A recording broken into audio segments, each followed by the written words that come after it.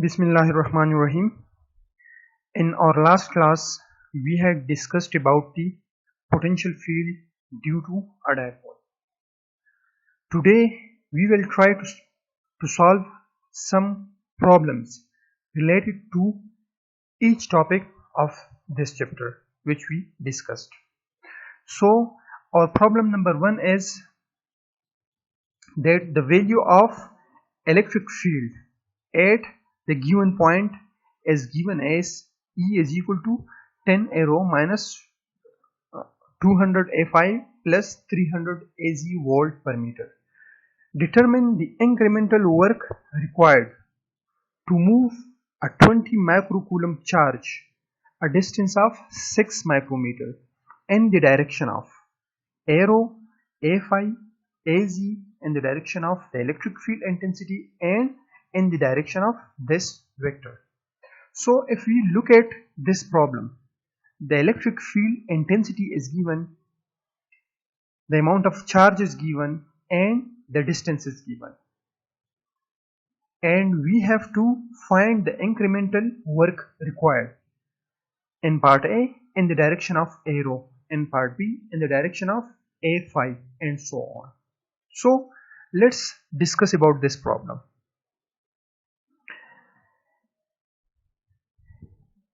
As we know that the incremental work is actually equal to dW is equal to minus Q E dot dL. This is actually the formula for the incremental work required to move a charge by some distance. So in the problem, Q is given, the electric field intensity is given, and the distance is given, but we have to determine the direction. So in part A, we have to determine the incremental work required along arrow. So if we have to determine the incremental work required along this direction, so our dl vector will be equal to its magnitude into its direction, and the direction will be arrow.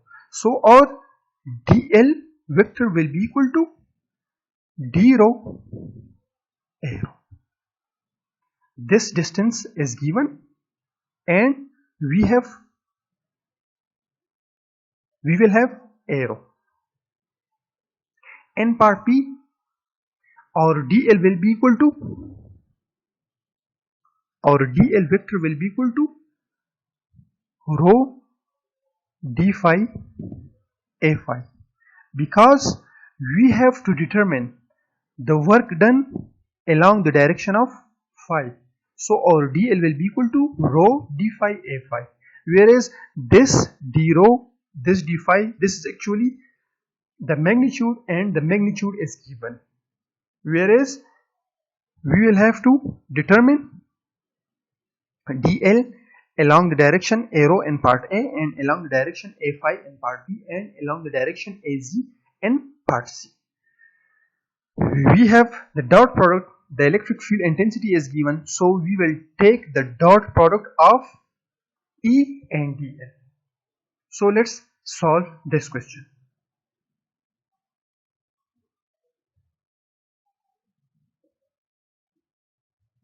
If we look at the solution in part A, we have to determine the incremental work required in the direction of arrow.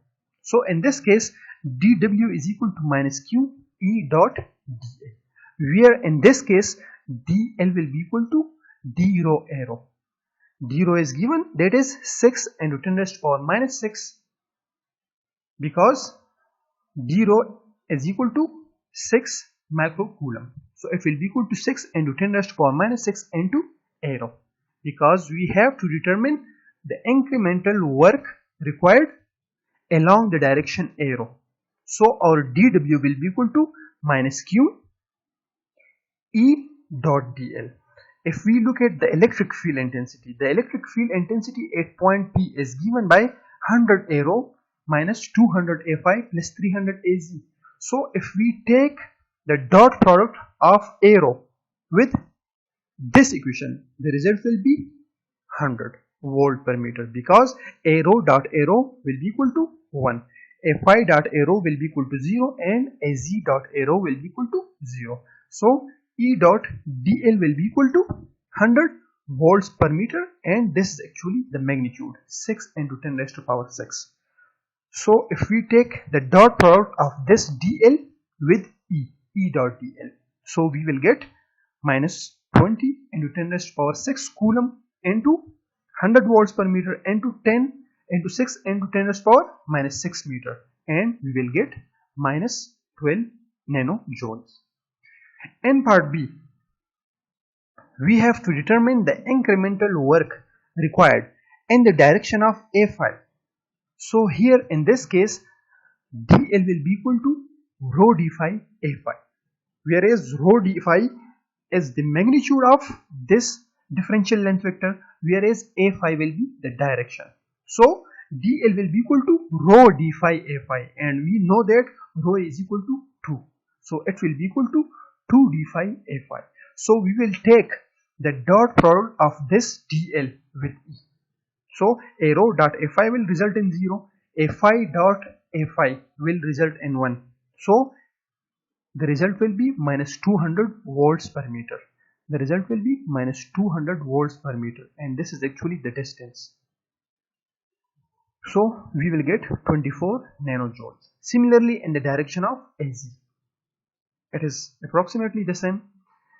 In part D, we have to determine the incremental work required in the direction of the electric field intensity. So the magnitude is the same, 6 into 10 raised to power minus 6, where in this case we will find AE, whereas AE is the direction or the unit vector of the electric field intensity vector E. So we know that the unit vector is equal to vector divided by its magnitude. The vector is already given, so the vector divided by its magnitude. So we will get this unit vector AE.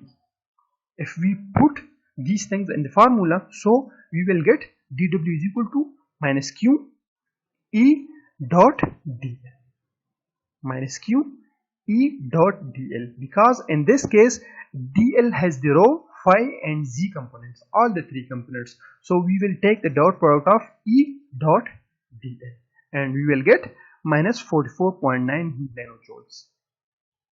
In part E, we have to determine the differential work required along the direction of this vector G. So in this case, dl will be equal to 6 into 10 raised to power minus 6, and along the direction of this vector, so we have to find Ag, and the Ag will be equal to this vector divided by its magnitude. So Ag will be equal to this vector. So now we will put these things in the formula. So we will get dw is equal to minus q E dot dl, and dl is along the vector G. Now here in this case, E has the rho component, phi component and z component, whereas dl has the x component, y component and the z component. So we will get arrow dot ax, arrow dot ay and arrow dot az. Similarly, we will get phi dot x, phi dot ay plus phi dot az. Similarly, we will get az dot ax, az dot ay and az dot az. Now we know that arrow dot ax is equal to cos of theta, cos of phi.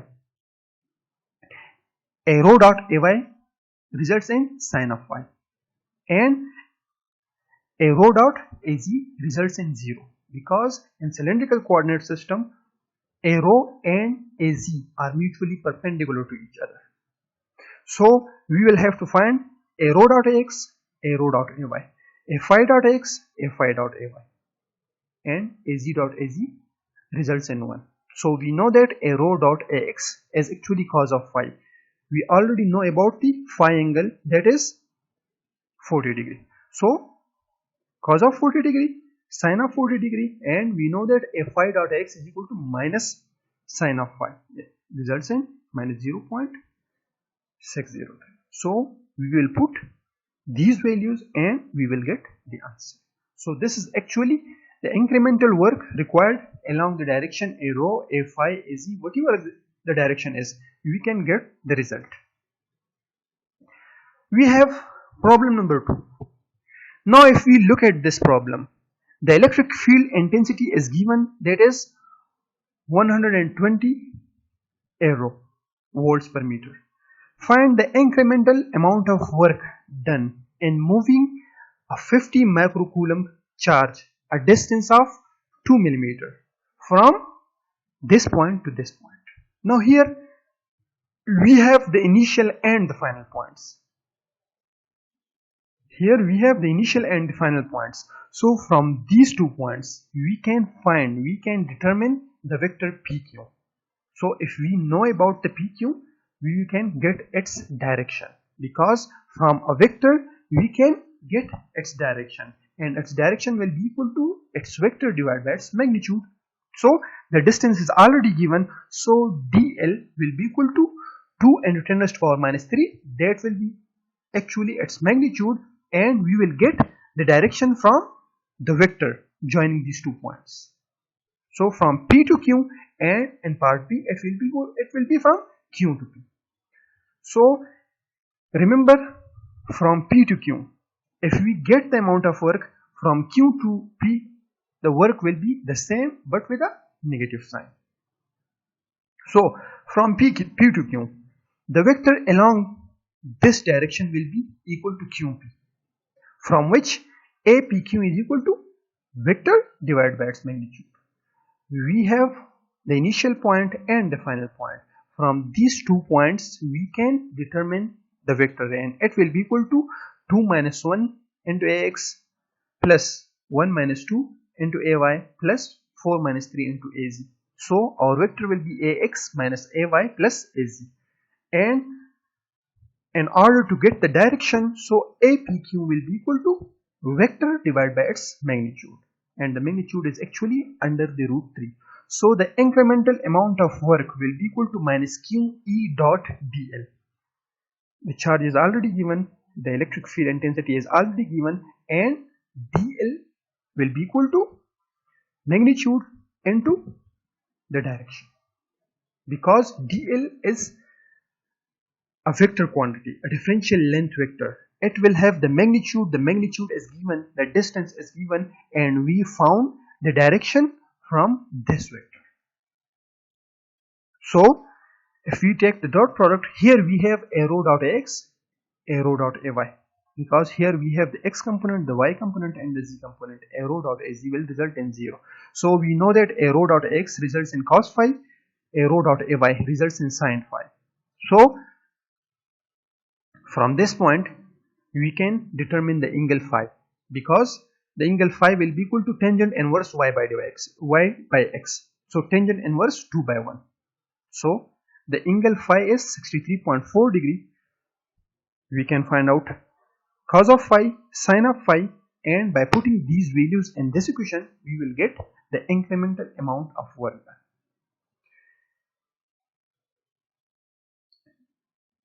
Part B is the same. The result will be the same but with a negative sign. So try it by yourself.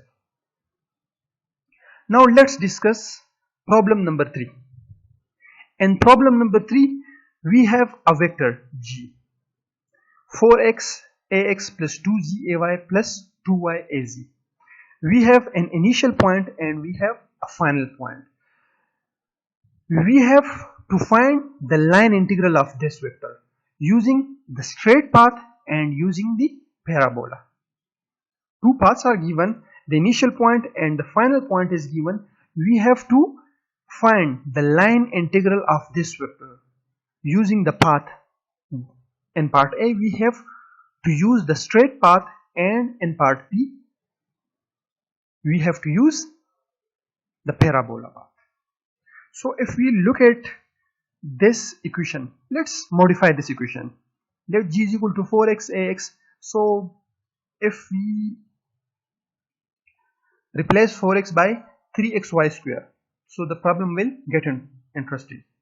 Like, let's suppose g is equal to 3xy square ax plus 2z ay plus 2y az. So let's try this thing.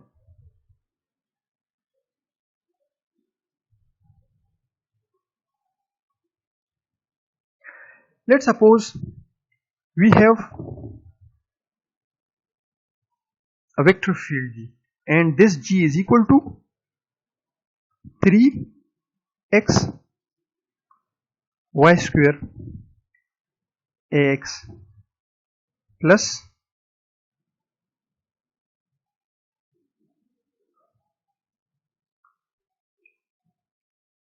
2z ay plus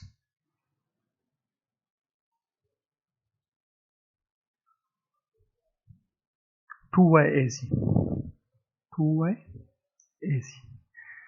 In part A, we have to use the straight path, whose equation is given y is equal to x minus 1 and z is equal to 1. And we have to find g dot dl. Here the vector field is in Cartesian coordinate system, so we will select dl is equal to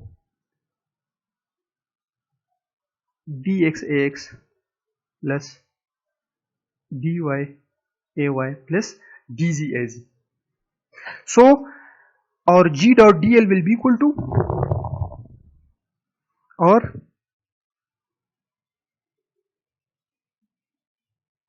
g dot dl will be equal to 3x y square dx plus 2z dy plus 2y dz. This is actually g dot dl. Now we have to find the line integral of g using this path, using the straight path. So it's really simple. The initial and the final points are given. Just replace here y square by x minus 1, because we have to integrate this term with respect to x. So here replace y square by x minus 1, here replace z by 1, because we have to integrate this term with respect to y. Similarly, z is constant, z is equal to 1, so dz will result in 0, so this term will be equal to 0. So simply we will get the line integral of g along the straight line. Similarly, in part B, we have to use the parabola, and the equation of parabola is given. So just replace y square by y square in terms of x. Z is already equal to 1, so put z equal to 1. So this equation will be in the form of x, this equation will be in the form of y, and z is already equal to 1, so its dz will result in 0. So let's solve this numerical. Along the straight line, we know that g dot dl is equal to 3xy square dx plus 2z dy. Similarly, dz has been approached to 0, so we haven't written that term. Now what will be the limits? Here first replace y square by x minus 1 whole square and replace z by 1, whereas now we wrote this term in terms of x and this term in terms of y. So if we look at the point, x ranges from 2 to 4 and y ranges from 1 to 3. So the limits will be 2 to 4 and 1 to 3. 2 to 4 for dx and 1 to 3 for the y component or dv. Similarly, in part B, we have this equation, z is equal to 1, so dz will be cancelled out, and we will place here y square will be equal to y will be equal to x square by 2 divided by 6. So y square will be equal to x square by 2 divided by 6 whole square. X square plus 2 divided by 6 whole square. So this will, we will get the result, and the limits are the same, 2 to 4 and 1 to 3. So here the result is actually 90, and here the result is actually 82. The initial and the final points are the same. By using two different paths, we got different results. It means that this vector field is not conservative. This vector field is not conservative, because for the conservative field, if we use the different paths, the result will be the same.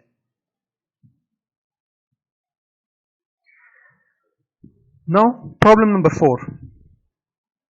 If we look at the problem number 4, a uniform surface charge density of 20 nanocoulomb per square meter is present on the spherical surface R is equal to 0.6 centimeter in free space. Find the absolute potential at point P. And in part P, we have to find the potential difference between A and B. Here, a uniform